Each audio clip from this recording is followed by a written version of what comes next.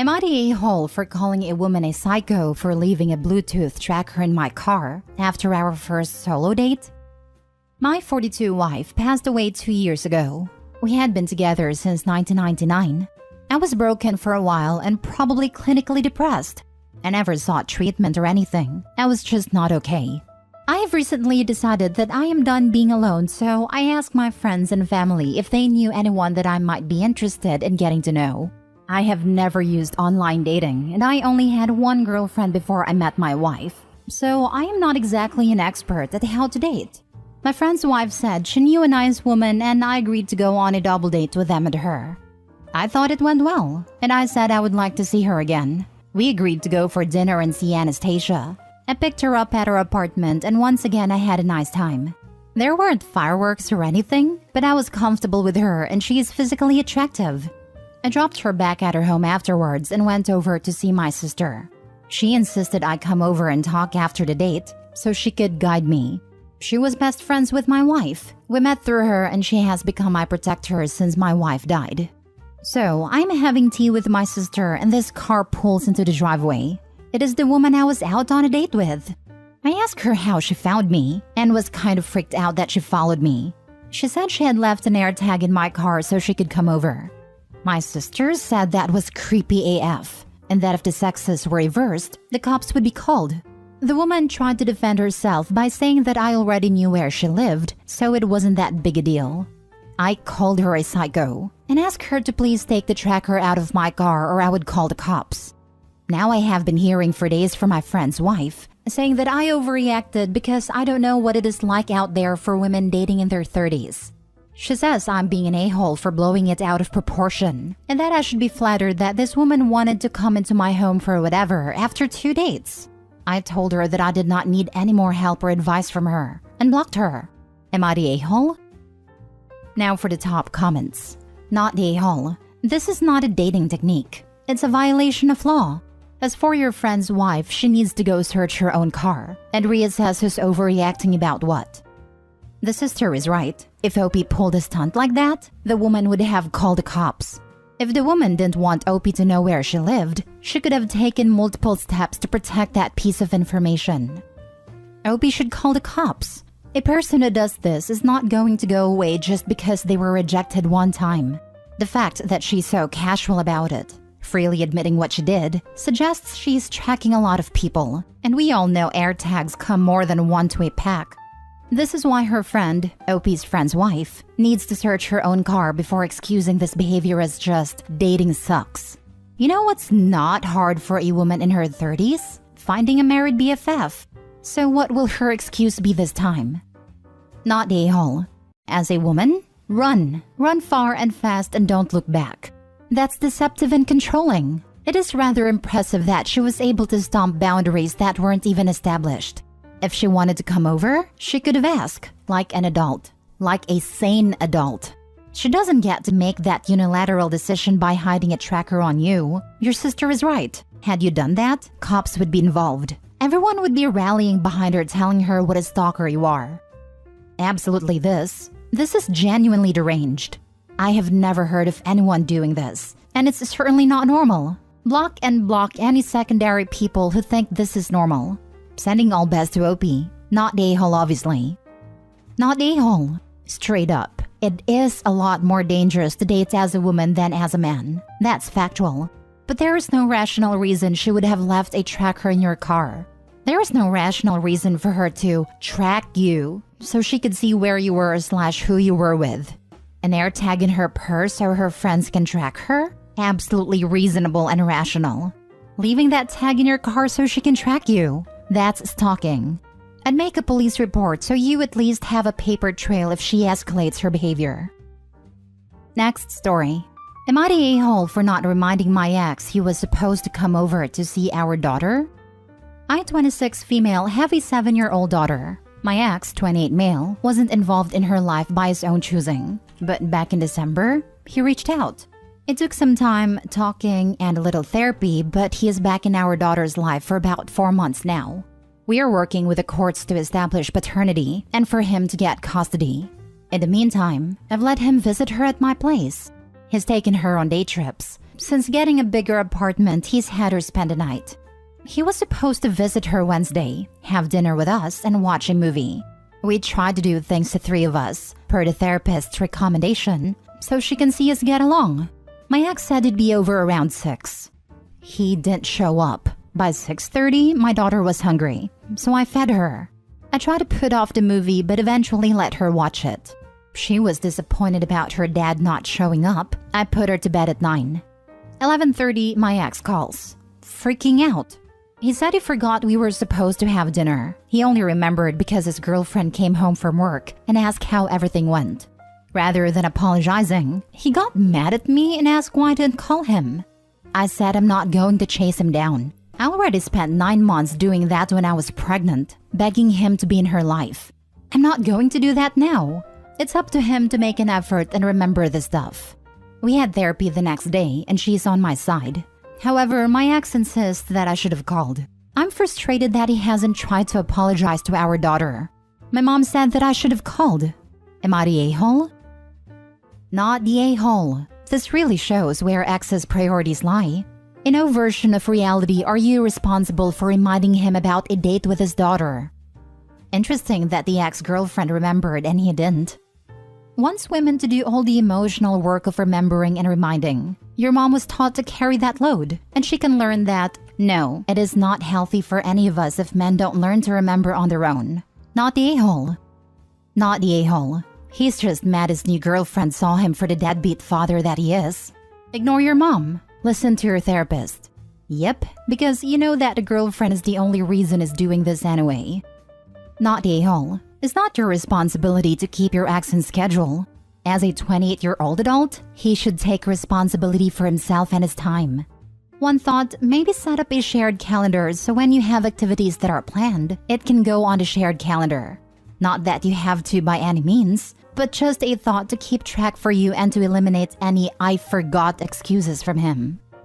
That's a good idea, actually.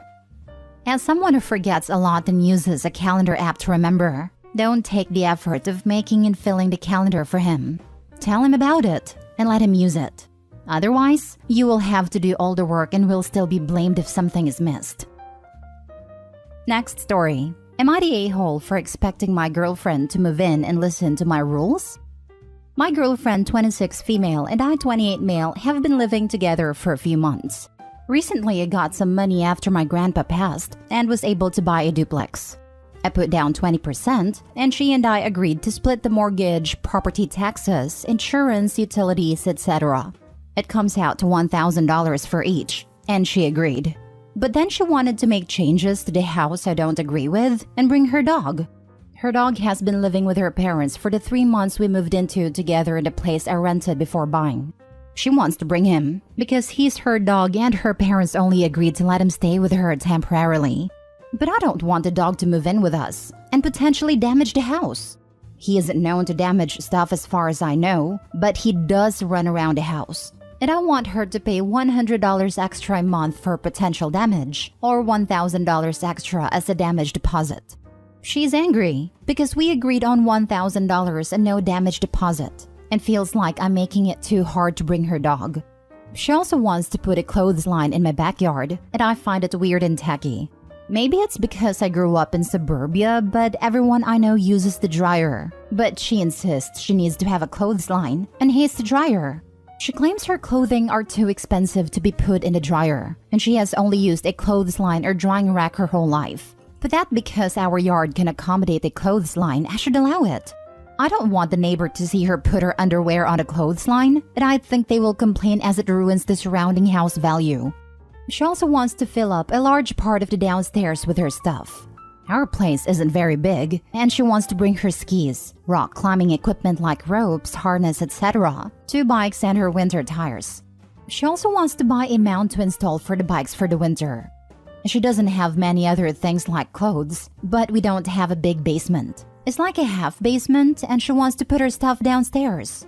I want to convert the downstairs into a gym for me, but she wants to move her stuff out of her parents' place because they're going to downsize when they retire in a year or 2. I told her she needs to either not do these things, like the clothesline, or pay for the storage place and dog. She refuses though, and says either I let her move in with the agreed upon rent or she's finding another place to live. She's currently back with her parents, and I've been paying for the whole place alone. She thinks I'm an a-hole for penny pinching her, but I don't think a landlord would be okay with her dog and clothes line, so I'm doing her a favor. She also makes more, $130K versus my $90K, so it's not she can't pay her fair share. Can already tell you are the a-hole. If she is paying rent or mortgage in this place, she has the right to make changes to her living situation. Her asks are normal expectations of things in a home. To turn this around, what you want is for your girlfriend to abandon her clothes, her pet, her hobbies, her belongings, and her income to be a live-in bangmate and pay you for the privilege. Why would anyone agree to that? You messed up and probably destroyed your relationship. You're the a-hole. Right, she pays exactly what he pays, but has to give up everything for the pure joy of it? I hope she sees the writing on the wall and gets out soon. My girlfriend wants to move in together, but get this, she wants to actually live there and bring her stuff. I can't clutch my pearls any harder. Info, do you actually love this woman? Because you're not acting like it. You're the a-hole. If she wants a landlord, she could just get an apartment. If instead you want her to be your partner, she needs to be able to live in the house. Like actually live in it. And yeah, lived-in places start to look lived in. I was going to say exactly this. OP wants to be a landlord rather than a partner. I think they will complain as it ruins the surrounding house value. A clothes line ruining the value of a whole neighborhood is bar none the most ridiculous thing I read on Reddit. You're the a-hole. You want your girlfriend to move in, split the expenses, but having no or very few of her belongings? This is not how a cohabitation works. I seriously balked at that. Of all the things you ruin a yard, a clothesline? Last story. Am I the a-hole for kicking out my sister because she wouldn't respect my wife? I, 32 male, and my wife, 31 female, sleep in separate bedrooms. It sounds a little weird, but it isn't. My wife has gone through some things, and one thing she refuses to do is sleep in the same room as someone. The only exception is babies and children. She told me from the beginning that she trusts me with every fiber of her being, but she just cannot do it. Of course I didn't care, and I have my own little bat cave where I sleep. Now here's where the actual story is. My sister, 27 female, asked if she could stay over at our house for the weekend because apparently her and her roommate got into an argument. Me and my wife agreed, and I told my sister about my wife's room thing. If you know she's sleeping, don't go in there. My sister was always kind of a spoiled brat, but it really shone here. She complained that the bed in the guest room was too lumpy, and she didn't want to sleep in my room because of my man smell. After all this, it was obvious that she would complain about the couch too. I told her my wife's room was off limits, and it was either the options we gave her or she could find a motel. She agreed and everything seemed fine until I woke up at 3 in the damn morning to my wife yelling, along with my sister. When I went to go see what happened, my wife was crying and my sister was just yelling back.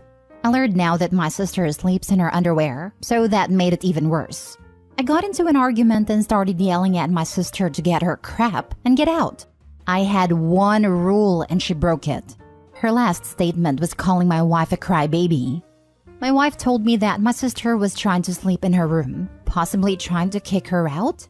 After that, I got text messages and calls from my parents, saying I was a horrible brother for kicking her out like that, and agreeing with her saying that my wife was a crybaby and she should suck it up. Of course, I just didn't listen to it, but my wife came to me and started talking about how I could have handled it better, and how she got texts from my mother saying the same. She said later the same day that she was happy I protected her. Still don't know why she said that, but it was probably my mother. This is really for if I should just apologize and get my parents off my back. Am I the a-hole? Not the a-hole. You offered your sister 3 different beds to sleep on, and instead, she chooses to literally sneak into the one room she's been told isn't up for grabs in the middle of the night? I'm pretty sure she's a character from a fairy tale. Goldilocks comes to mind. Apparently, her and her roommate got into an argument. Not surprised. Not the a-hole. Honestly, I have a hard time believing the story. Probably because I can't fathom what was sister's big idea about showing up in early morning in her underwear in someone else's room.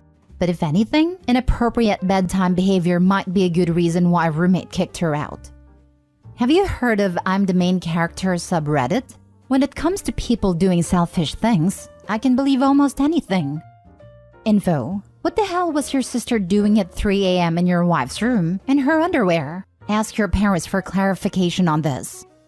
Sorry, my sister sleeps in her underwear, and she went into my wife's room to sleep. At least that's what I know. Even though a person was already in the bed? That makes no sense. Talk to your parents properly because sister might be making stuff up. Your sister is absolutely unhinged. Your wife's trauma doesn't even play into this. It is baffling beyond comprehension that someone would climb into bed with someone else without being invited in the middle of the night? Half naked? Not the a-hole. I would be absolutely screaming. Yeah, I don't have hang-ups about sleeping in someone else's presence, and I'd start screaming too. I really don't think there's an innocent explanation for a grown adult crawling into bed with another grown adult who said they don't want her there.